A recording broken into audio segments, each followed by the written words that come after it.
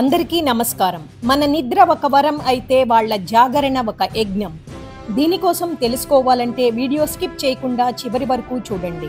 మన భద్రత కోసం నిద్ర లేని రాత్రులు గడిపేవారు, మన నవ్వు కోసం తల్లిని వదిలి ఎగిరిపోయిన వారు, వాళ్ల కోసం మే 17 అంతర్జాతీయ సాయుధ దళాల దినోత్సవం.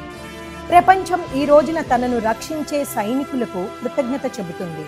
ఆర్మీ, నేవీ, ఎయిర్ ఫోర్స్ ఇలా వీళ్ల త్యాగమే మన బలానికి మూలం.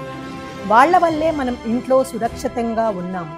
ఎండ, వాన, చలిలో కూడా వారి మనసులో కేవలం దేశభక్తి వెలుగులు మాత్రమే వెలుగుతాయి.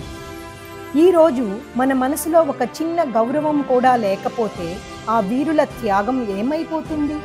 ఈరోజు వాళ్ళకి ఒక గౌరవ నమస్కారం చేయండి. సోషల్ మీడియాలో కాదు, మన హృదయంలో. వాళ్ళ సేవకి ప్రణామం మాటల్లో కాదు, మన ప్రతి చర్యలో గౌరవం మొలకెత్తాలి.